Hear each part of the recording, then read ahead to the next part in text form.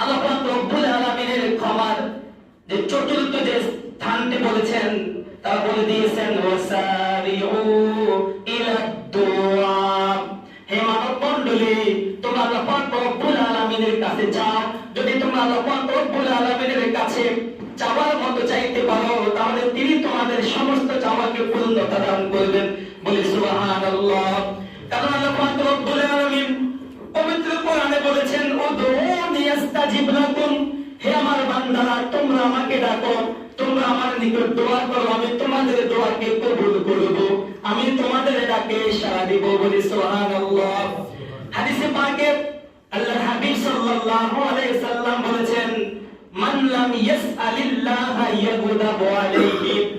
যে যদি কোনো মানুষ আল্লাহর কাছে কোনো কিছু না চায়, সাহায্য প্রার্থনা না করে, তাহলে আল্লাহ পাক রব্বুল আলামিন ওই বান্দার উপর রাগান্বিত হন। নাউযুবিল্লাহ। শুধু তাই নয়, আল্লাহর হাবিব সাল্লাল্লাহু আলাইহি সাল্লাম বলেছেন আদ-দুআ হুয়াল ইবাদাত। দোয়া করাটাই হলো ইবাদত। শুধু তাই নয়, আদ-দুআ মুখ্যুল ইবাদত।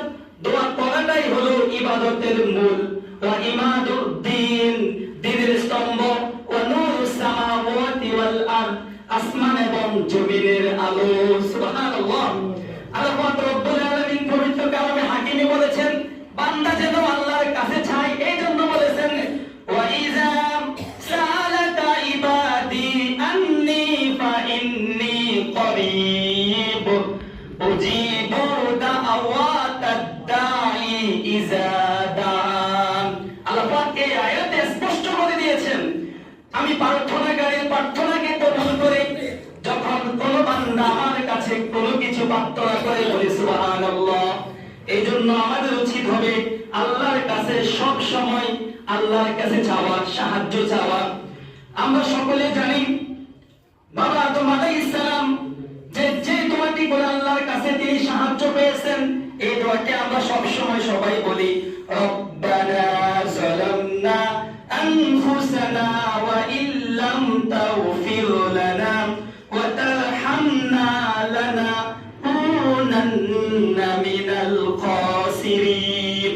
এই জন্য আমাদের উচিত হবে যে কোনো সময় সদা সর্বদা আমরা আল্লাহর কাছে মোতাবাজ্জা হব, আল্লাহর কাছে আমরা বেশি বেশি চাইবো। আর বেশি বেশি চাইতে পারলে আমাদের জন্য রয়েছে ক্ষমা। বলি সুবহানাল্লাহ।